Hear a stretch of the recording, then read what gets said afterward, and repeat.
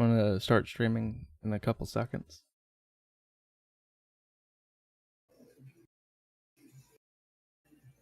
Oh, it's auto starting. Okay. So. All right. I'm live now on the channel. I am here with Josh, aka Noel. We're going to talk about 230. We got into it a little bit on Twitter. What had happened was I retweeted a guy who was basically mad that he couldn't sue the Huffington Post because they hosted on their blog section like an article that he said was defaming him. But Section 230 protects Huffington Post from any liabilities from third-party content.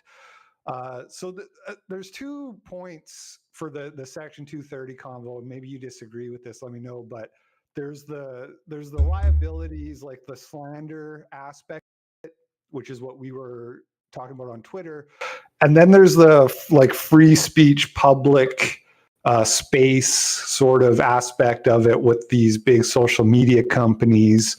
I think those are the 2 main points. And like personally, I care way more about the second part of it, the like free speech part, than I do about the sort of slander part. But I do think when it comes to something like the Huff Post, I think there is an argument that can be made there that they should have some kind of accountability. Well, let me just correct that real quick. It is not the Huffington Post directly that published an article. What happened is that the Huffington Post opened like a crowdsourced news story alternative that would go parallel to their main editorialized articles. And what happened is that they very quickly had to shut that down because so much false information came in through that project they had set up that they just terminated it. And the article that accused that guy, I think his name was Jordan, of sex assault or something, that came from that side channel, which was not in any way editorialized by the Huffington Post, which is why that was protected by Section 230, as opposed to any other article on the Huffington Post or the Washington Post or whatever publication that's made by an agent of the company. That were they get compensated for writing, that would actually be the publication would have liability for that. Yeah, so let's get into this a little bit. Like, I get what you're saying, and it's like you said, parallel to the Huffington Post, which is kind of like, I think a part of my issue, like why I think there's an argument here, is that a lot of people, if they were looking at that, they wouldn't know that they weren't reading just a Huffington Post article. You know what I mean? Like, there's a question of whether or not the average person looking at that knows even the difference between those 2 things. And I think that's a fair argument to be made in court, even, that this is the Huffington Post taking their brand, their trusted name or whatever, and tacking it on to what is a literal, like, just random shit that they receive and don't vet at all and just publish if it conforms to what they want to be saying on their platform. But I think that would actually be, I mean, I'm not a lawyer, but I think that argument is actually pretty sound.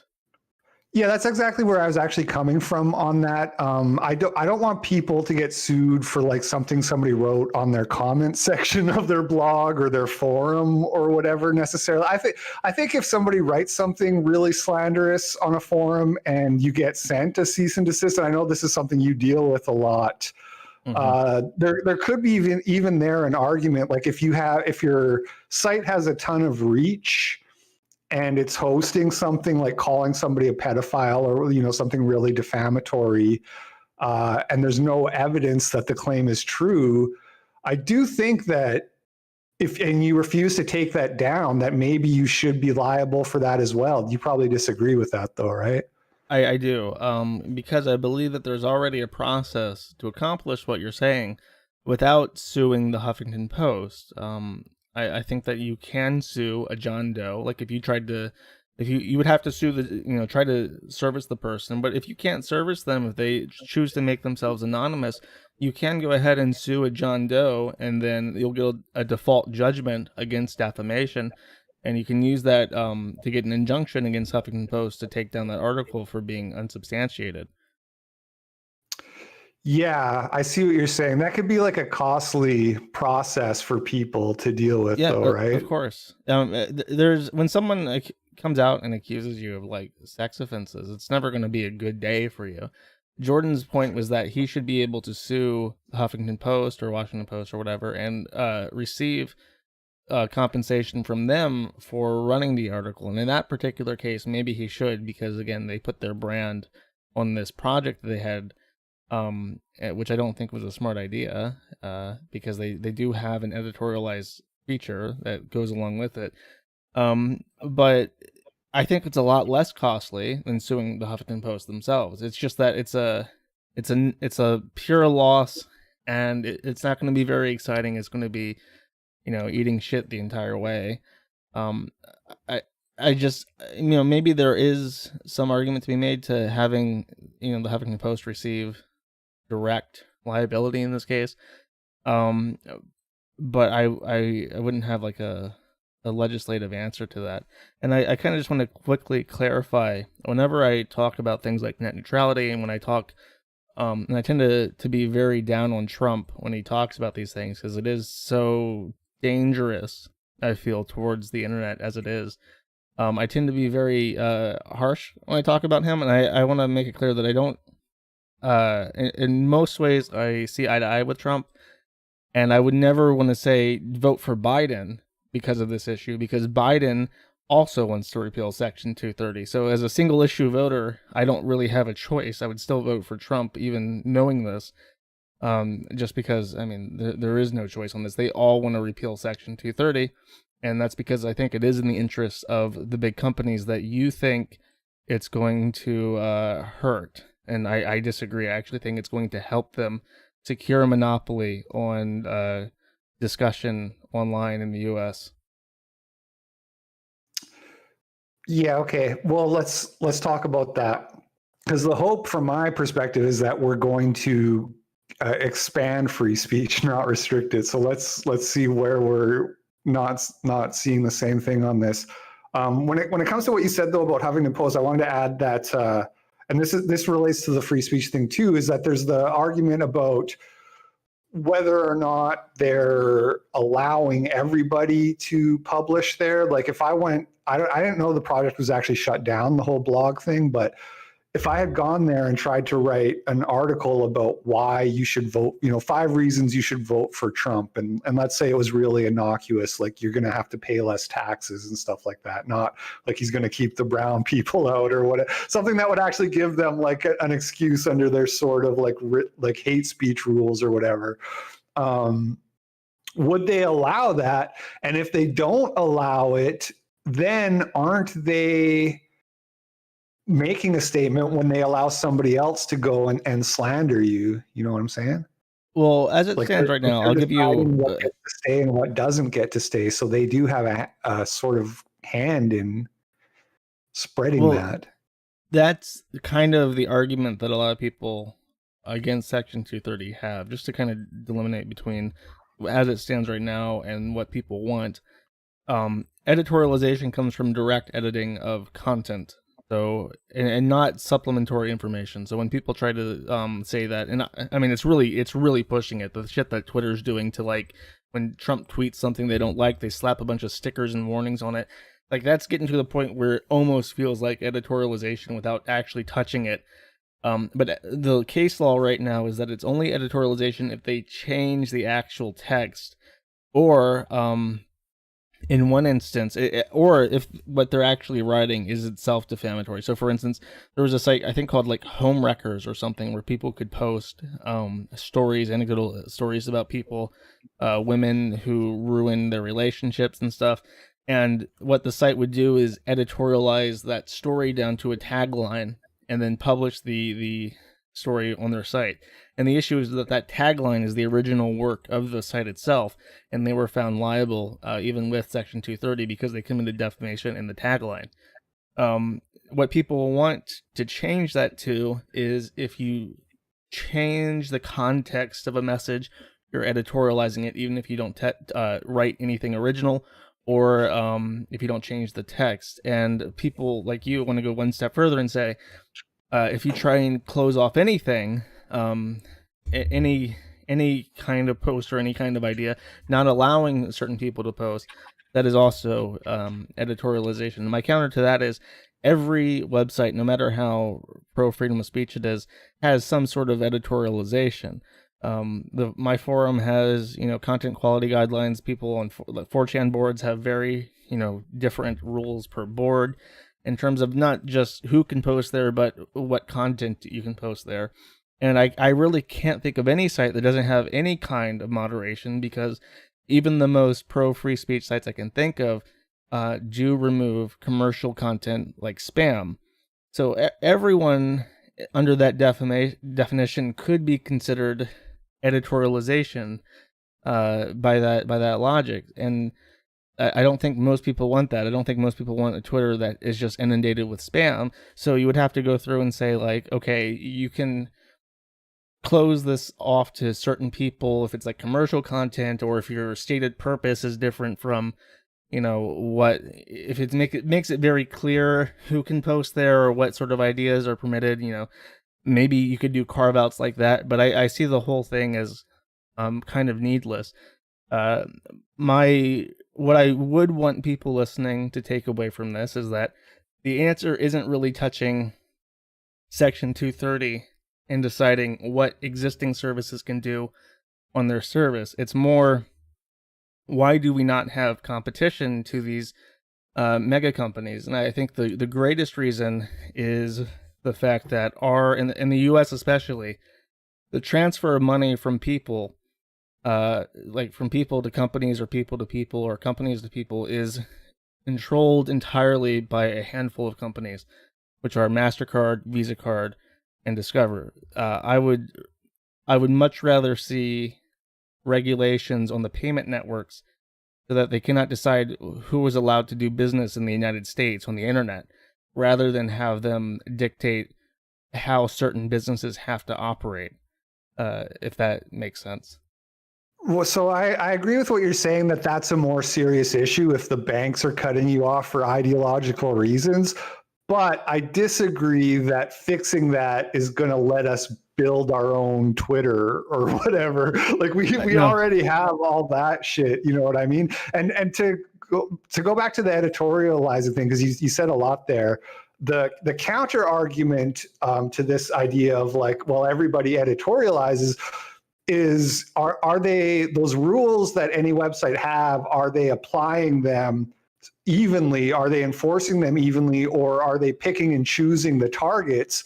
And that's the issue that people have a problem with. Like, right? I've experienced this on basically all the sites, but like I'll use Facebook for an example, because I used to have a really big Facebook page. I still have like 125,000 followers there I like to use Facebook because on my first page, I had invested money. I had like $100 or something, not a crazy amount, but I had actually bought ads just to like experiment with it. And I think I spent like $100.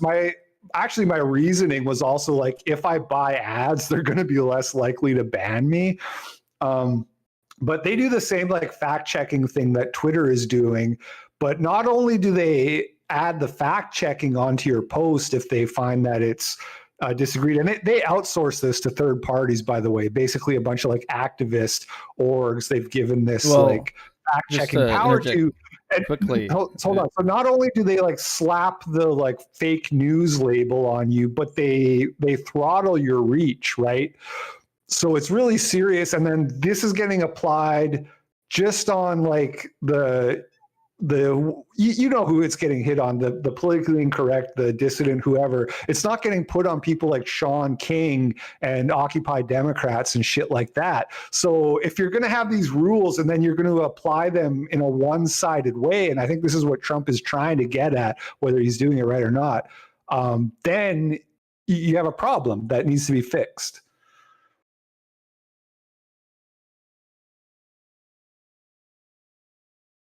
You there? What happened? Did I lose you, Josh? Sorry, no, I muted my mic.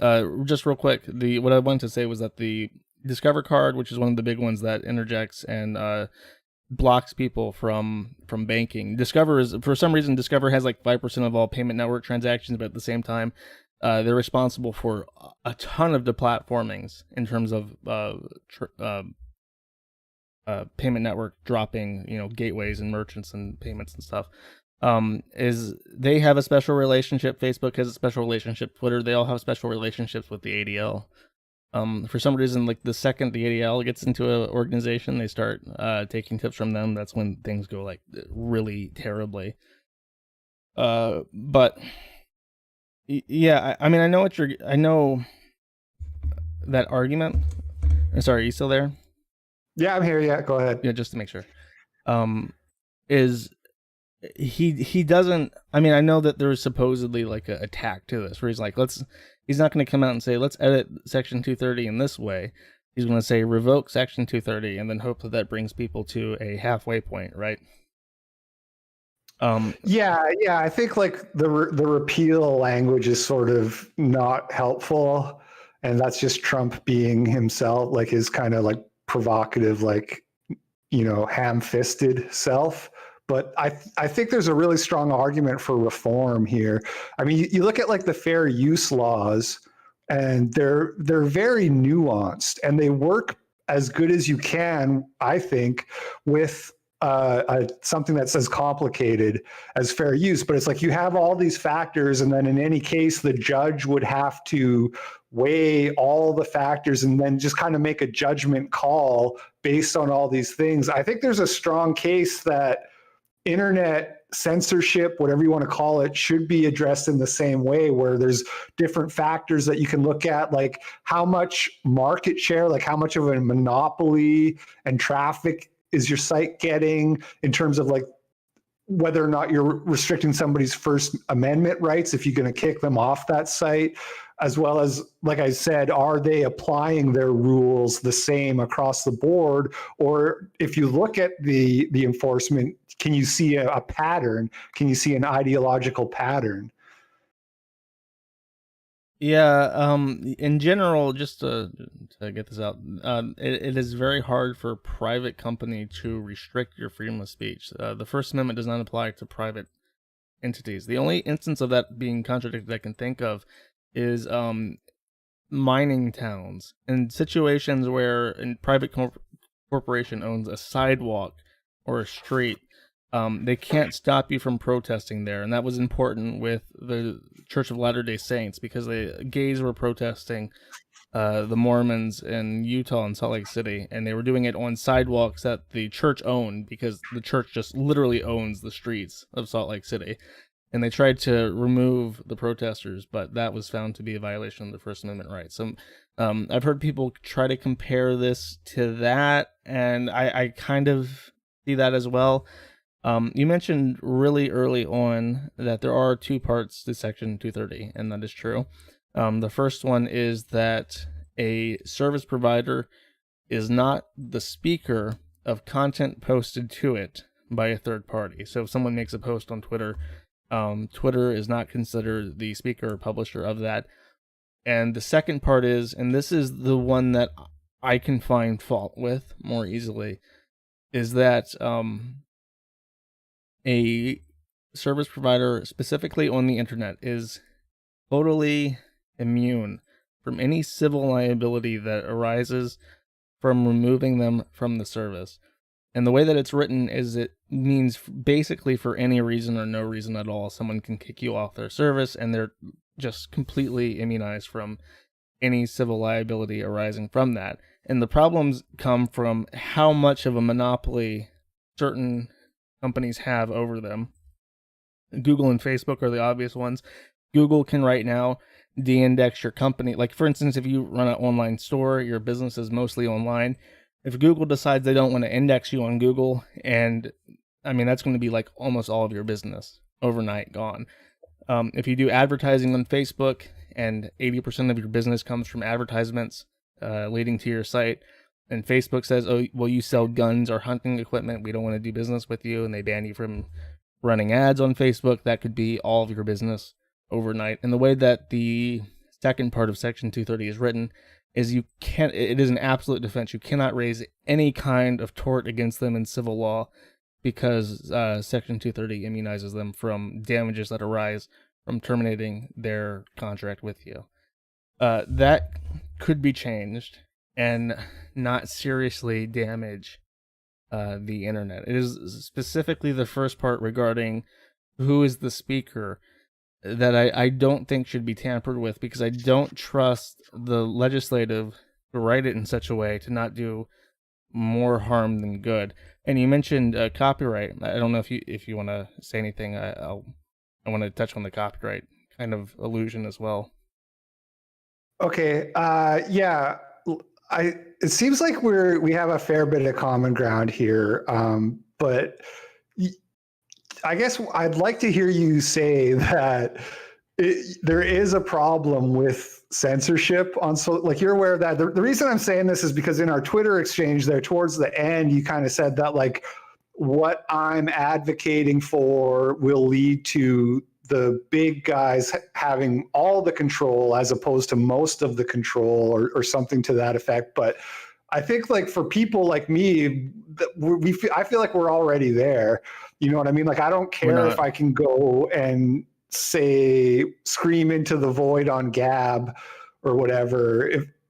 Then this is like that idea of the public space, right? If all the like relatively normal people are on Twitter by contrast, and I'm not allowed to go on Twitter, then it's like I don't have the right to express myself.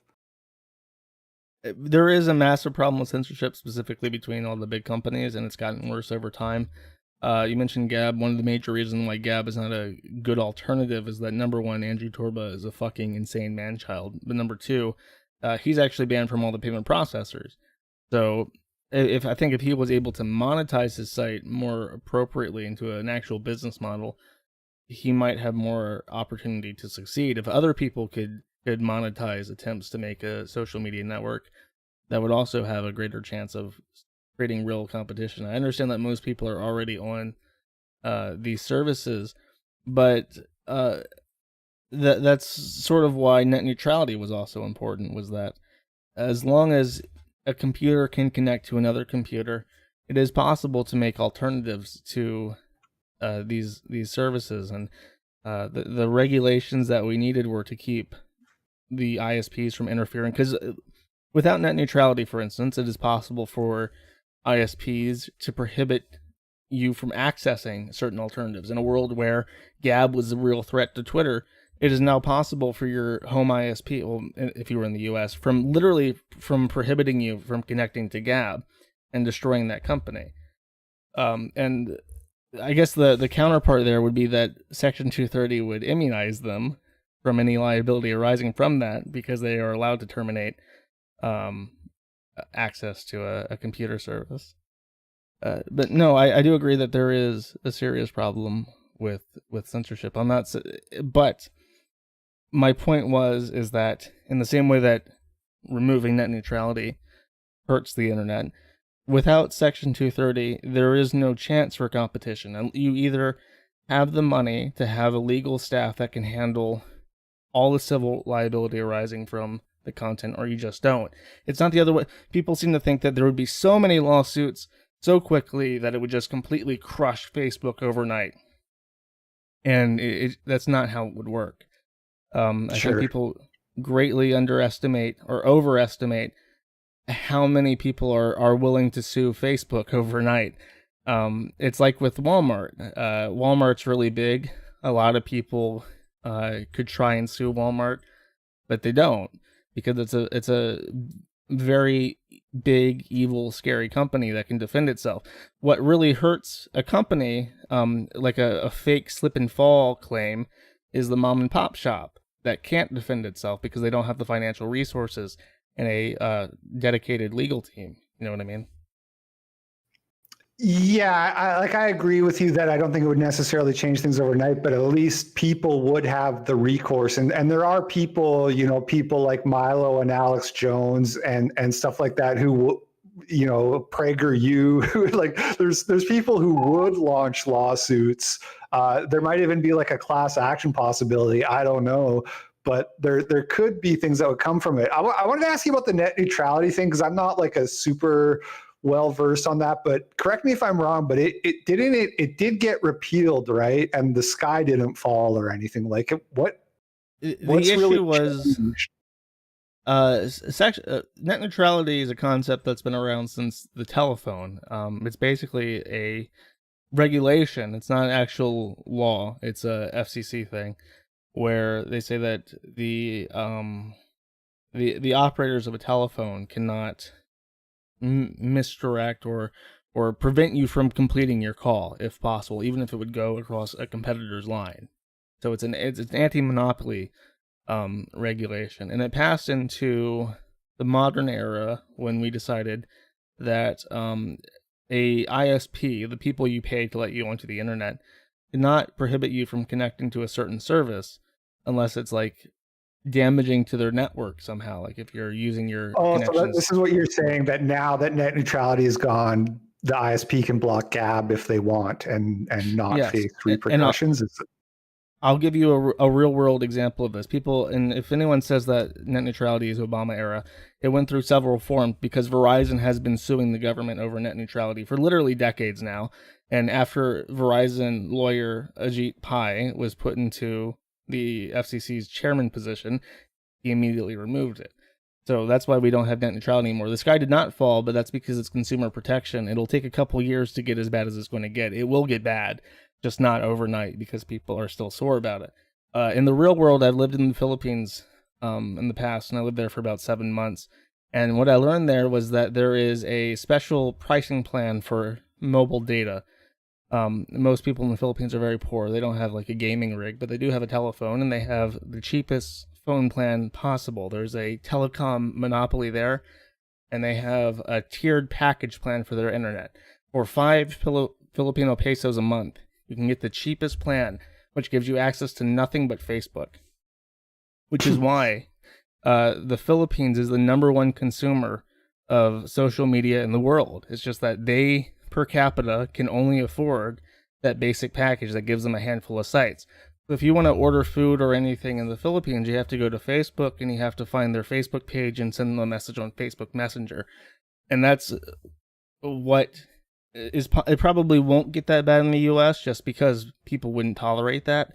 But, and they have a choice not to tolerate that, but it will get sketchy as ISPs start strong-arming certain competitors into giving them kickbacks for their networks and things like that, and it might result in, I mean, they theoretically could right now block access to Gab. So it's not really something I wanted to give Verizon and AT&T and Time Warner and the worst fucking companies in the entire world. I didn't want them to have those cards on their table, and now without Section 230, or not now, but in the future, possibly, if it were just to get repealed, like overnight, I would close up everything that I have because I just can't accept the liability for all the terrible, awful things posted on the shit that I run. And a lot of people, when I say that, say, well, if we have to sacrifice the forum to get free speech back, it's worth it. And I would agree with them, but that's not really the dichotomy. I think it's everything. It would be like 4chan and 8chan, all these sites that we think of as, the wretched places of the internet. They all host in the US, specifically because Section 230 is not only so strong, but it's unique. There's not really any other country out there that has the safe harbor provisions that we have.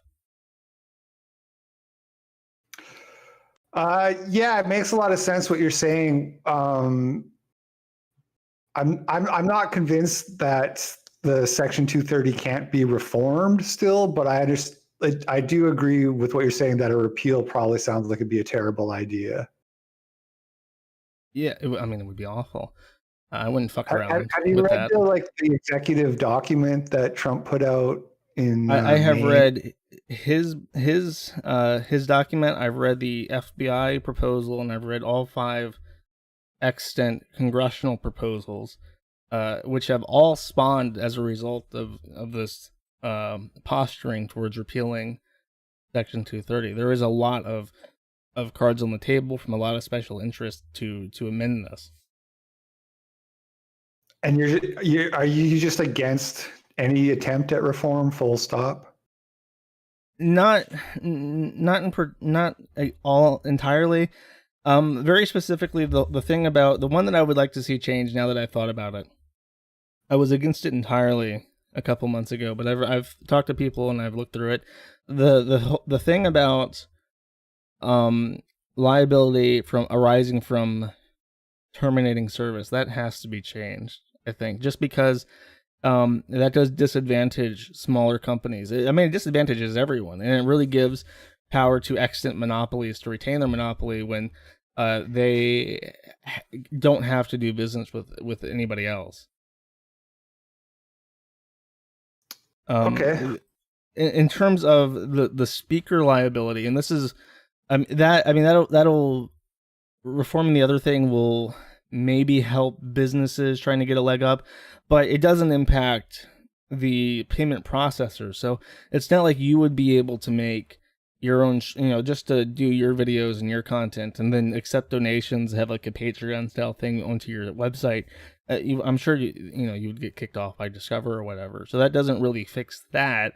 But it would help with certain political issues, like I mentioned, the gun stuff. I'm sure Facebook's going to start banning people from advertising who sell guns and other shit like that. That hurts real people who have real businesses, not just people trying to talk politics. The other part about the editorialization, that does have to be treated carefully, because you mentioned fair use and how nuanced copyright law is, and it is very complicated. Copyright law is, but when Section 230 was created, which I think was 1996, there was an issue where, because of how strong the protections are, it basically legalized theft. It legalized copyright infringement, because service providers were not responsible for sharing of copyrighted content on their networks. And that led to the Copyright Act. And then that fucked everything up in the opposite direction. Suddenly, service providers were immediately liable for everything posted on their sites. And that almost crashed the .com bubble that was coming up at the time. So they amended the Copyright Act with the Digital Millennium Copyright Act, and that created the DMCA that we all know and love today. And you've seen how much that has impacted the internet and in the last couple of years.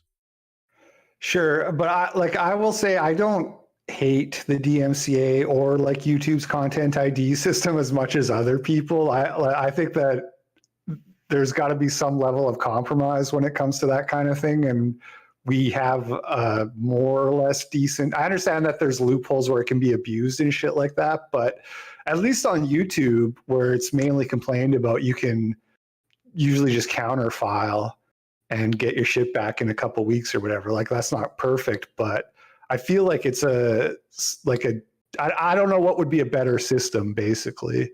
So, well, the main issue with the DMCA is that it doesn't give explicit timelines of when stuff has to be done. It very generalizes. So it's better for platforms like YouTube to err on the side of caution and yank things as soon as the DMCA is received. And there really is no onus on the copyright provider to prove that they have that copyright. In order to file a copyright lawsuit, you have to register the content with the Copyright Office. To file a DMCA, you don't have to have a copyright ID. So just being able to prove who you are and a copyright ID would help with that. But what are the allegories for that and defamation and such? Because if the editorialization thing is edited in 230, then suddenly everything that's a civil tort becomes a DMCA. You know what I mean? No, I don't. So if platforms are suddenly liable for the damages of articles and things contributed by service users, it wouldn't immediately mean that anyone could sue the Huffington Post for something that was posted on their their service. It would be a process. You would have to notify them. You'd have to allege infringement. It would go to their legal team. You'd have to have your lawyer contact them. And the issue is that would all be left up in the air, and it would really chill freedom of speech if anyone could email YouTube and say, you're infringing on my rights, you're defaming me with these videos, and I want them taken down. So suddenly, any sort of video becomes susceptible to a complaint like that. And what the DMCA did after the Copyright Act came in, and made the liability factor of copyrighted content too strong on the service provider, is provide a path for having copyrighted content removed. So every kind or a general DMCA style process would have to exist for basically everything that you could claim to be damaging you civilly. So as it's the exact same thing that happened. You lost me right at the end where you just made this leap to like everything would have to be DMCA. What do you mean everything would have to be DMCA-able? There would need to be a process by which anyone could have anything on any service taken down by alleging civil damages. So you mean if the Section 230 was repealed, like, is that what you're saying? I'm trying to. If Section 230 was repealed, or if there were certain changes to the speaker provision that would make Twitter more liable for what was posted to it. It's like you're saying, so there would have to be this, and I didn't really understand in order for what, but yeah, it makes sense now. You're saying if those changes went through to Section 230, then every providers would have to have a way for you to go and like submit a form that says this guy's defaming me or whatever, and have a whole process. And when the Copyright before the DMCA, when the Copyright Act just passed, that it shifted the liability for, and I'm trying to draw a parallel here to show you that this is kind of not the direction to go.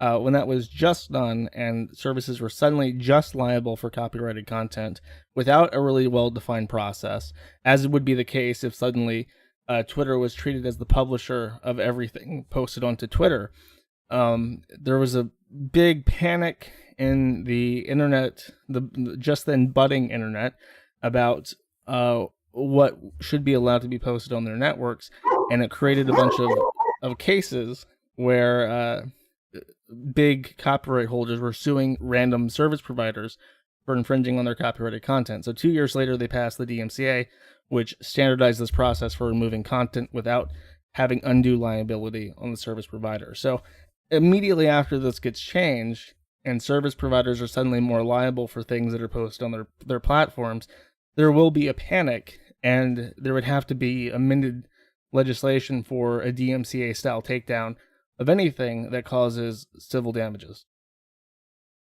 Yeah, I hear what you're saying. I think we've actually more or less covered everything. I don't really have any strong disagreements with you, because it does sound like you're open to that there could be some tweaking, which is essentially what I feel like. I don't pretend like I have all the answers. It's more that there's a problem and we have to find some way to fix it. I guess the main difference is it's not even that big of a difference. You think that the banks are a bigger problem, which I actually agree with. That should be fixed sooner than later. But I guess I'm not that confident that fixing the banking solution, although I do agree it's a huge problem, I don't think that that's going to really fix the free speech issue or the censorship issue that we're talking about. But other than that, I think that we more or less are in agreement on things. Well, I think that given time, they probably would, in the same way that MySpace and Facebook duked it out in Facebook One. I think that we've seen like demographic shifts where people move from Facebook to Instagram, then Facebook bought up Instagram. I think that people would be willing to move to different platforms if they were more open. But those platforms have to be able to make money, because right now you can make your own little corner of the internet and nobody can say you can't go to that website. But without being able to make money by running that website or by, making content for that site, a lot of people would not be incentivized to do it. And even people who just do things that are, they put out things just because they enjoy making it, they would not be able to dedicate as much time to it if they couldn't recoup any of the time spent as income. So the banks and the payment networks especially are the biggest problem I think that the country faces, the fact that you and I as people cannot exchange goods and services online just because it happens to be online and we happen to have to use a credit card to do so. That is a fundamental flaw in our entire country, in our entire society, much more than the fact that Twitter can ban people. You know what I mean? Well, but isn't that flaw already addressed by crypto, essentially? No. It's going to be another like 10 to 15 years before people can like I use crypto aggressively. I shell crypto aggressively. I make many times more by selling t-shirts and having a payment processor for 2 weeks before it gets banned. In those 2 weeks, I make more money doing that than I do for the rest of the year by accepting crypto donations. You know what I mean? Crypto is great. I love crypto. I buy groceries with crypto, but it's just not there yet. And I think that it would be much better to address the payment network situation. And what's frustrating is I don't see anyone really pushing for it in government. Like my congressman is Matt Gaetz. I'm very fortunate to have Matt Gaetz as my representative. But even him, he's very focused on repealing Section 230. And I've never seen him challenge the payment networks. Yeah, it makes a lot of sense what you're saying. It's also, if you can't make money off your site, then it's going to be harder to improve the features, which makes it harder to compete too, right? So I do get what you're saying. I don't know. I think it makes sense as like a long-term solution. And maybe I don't think that the 230 thing is necessarily faster. I don't know. I find myself agreeing with what you're saying, actually. Yeah.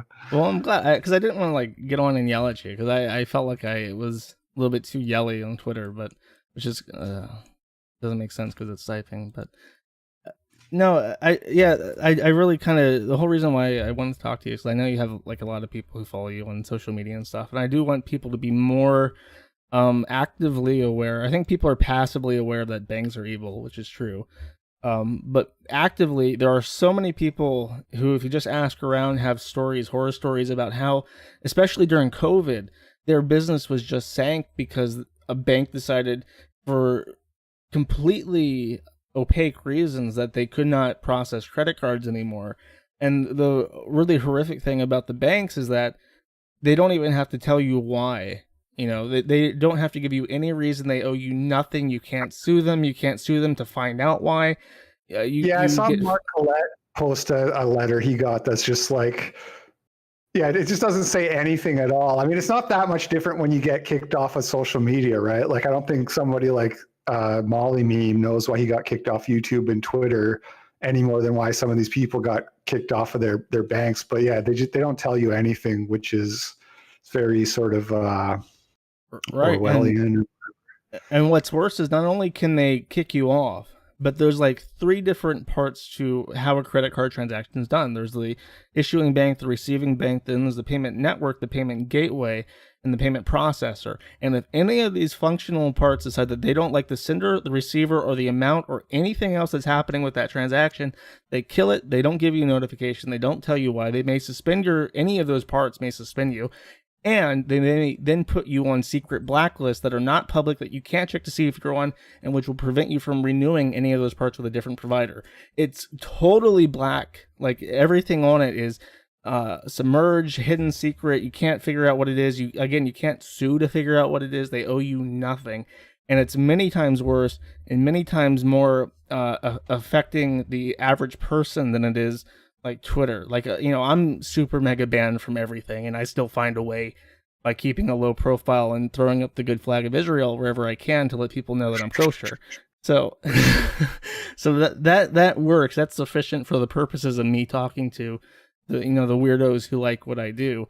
The banking issue does not have a workaround. Your channel can be monetized though, right? Because I noticed you don't have the super chat thing on there anymore. Yeah, that happened to me too. And I've tried, all my shit is original content that I've made myself, and when I try to renew it, try to get my delicious super chats back, they tell me that my content is unoriginal and I therefore cannot monetize it. So I don't know what that means. They told me I did hate speech. Oh, okay. I should have had an Israeli flag for an icon, maybe. You should have behind the statue of David. Just have the flag I just in the wanted to background. really quickly say, like, the reason I wanted to talk to you is because I know you're really knowledgeable about this stuff. Like, I've listened to a bunch of your streams, and because there's one guy in particular in the chat who's just like, wow, this I Hypocrite guy's a retard. He doesn't know anything. He's getting crushed in the debate and this and that. It's like, this is why I want to talk to you, because I know that you have thought about this more than the average person. If I wanted to talk to some retard so I could own them, I could do that too, and I do that on my other channel, but it's less interesting to me. So thanks for taking the time. I did want to say too, while I had you here, you made a video. I don't know if it's still even on YouTube, but I consider it to be like one of the greatest streams I've ever watched, which is it was called like Talking to Margaret Stalker or something like that. The Kenny, where I recorded a call with Kenny Jones about Margaret. That stream was amazing. It's like 3 hours long, and you just like peel this onion slowly over the hours. And if anybody wants to like get insight into like somebody who's mentally ill, they need to watch that stream, because the guy does such a good job of acting normal for the first hour or so, and it just keeps going and going, and it's like, whoa, this is getting dark. I love that stream. He still sends me messages every so often. I can't remember what he tries to say, but he's like a longtime viewer of Ethan Ralph, and he watches the Kill stream. That's where people found him, because he's one of Ralph's fans, and he's still around. He's still like in these spheres, and he listens. And when is your stream still on YouTube, or is there somewhere people can find it? Oh God, it may be lost. Yeah, because I think I found it on your original. It was like the Kiwi Farms YouTube channel, which they took down, right? So yeah, okay. I don't know if people can find it. It's just Google Kenny Jones Man at the Internet, and you'll find it. It's the one with the black guy. He's weird because he's like half black, half Native American, and he's like a professional like snake enthusiast. Yeah, and he really wants to get up inside Margaret, to the point where I think she specifically told him to stop contacting her or something. I don't know. It's a long time ago. Yeah, the guy's a stalker. If you want to understand like the mindset of like the sort of delusional, like stalkers are really interesting because they don't understand what they're doing, kind of, you know what I mean? So it makes for pretty interesting watching to get inside the mind of that guy. So if you Google Kenny Jones Mad at the Internet, you guys can find that. Was there anything else you wanted to touch on or go over? No, and again, I wasn't trying to like have some kind of like really serious debate.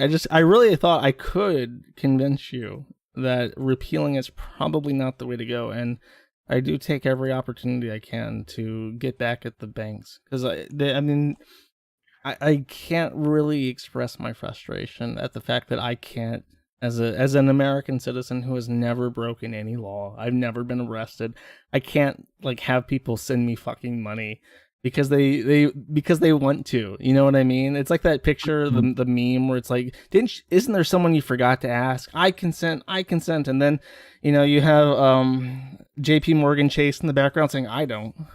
I was like, well, who the fuck asked you? Yeah. And you know what's fucked up too? That when YouTube takes your super chats away, any of the money that was sent to you just sits there in limbo. So it's not even that they're stopping people from being able to send you money. It's like they're stealing the money literally that was sent. They don't refund it. It just sits there. They hold it in like an escrow account so that if you do get remonetized, you'll get it like the next month. But I can only assume that there are like. Do you know if you end up getting like banned from YouTube, do they refund it at that point? Or I don't think anybody really knows the answer to this. Probably not. I'm sure there is like a bean counter who knows exactly how much money is like debted to certain accounts that's just in limbo forever, and it's probably like 6 or 7 figures at this point. Someone in the chat said Owen Benjamin got his 30K back. I don't know about that. Yes, yeah, you definitely make good points about the payment processing. I'm glad that I haven't had that happen to me. I haven't got kicked off PayPal yet or anything like that, but that's definitely scary. A scary trend that needs to be curbed. Yeah, and really my thoughts on trying to make like Twitter and Facebook more liable is just that Section 230 is just such the wrong tool for that job, because the question is how do you regulate these platforms to an open discussion of people of different viewpoints and stuff. How do you get that platform to be that way?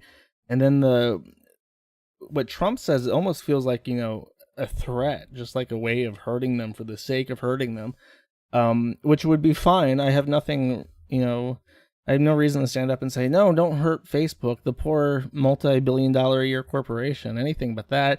It's just that it hurts everyone else too, which is why I totally don't get it. And that's where me and Trump part ways the most. It's just that I really don't think he understands the internet too well. I think he understands social media really well and how to use that to his advantage. But how the underlying mechanics work, how the businesses work, how they all piece together and stuff, I don't think he has a very good understanding of that. Yeah, well, hopefully he can figure it out and actually do some good work. But look, I know it's late where you are, and you didn't want to go too long, so I have some Streamlabs to pound through and shit like that. But I'm not going to hold you hostage for that. I'll let you go, and thanks for your time. And yeah, man. Yeah, is there like anything that was like a? Sorry, I was just going to say, if people want to follow Josh, his YouTube channel is called Mad at the Internet. He does funny lol cow streams that I highly recommend. And of course, Kiwi Farms is the website. Is there anything else you wanted to say? No, I was just going to ask if there was like a question. Just email me, Noel at kiwifarms.net. No, I usually get back to most people who email me. All right, man. Thanks for coming on. Take it easy. Have a good night. Yep. Take it easy. Peace. Let's see, is there like a funny video I can play to like end this out? Oh no. I'm scanning. Surely there's a video. No, that's racist. I can't play that. Here. I might just do this. Oh, wait. Okay, fine. I'll trust you. This better be good. This better be excellent. All I gotta say.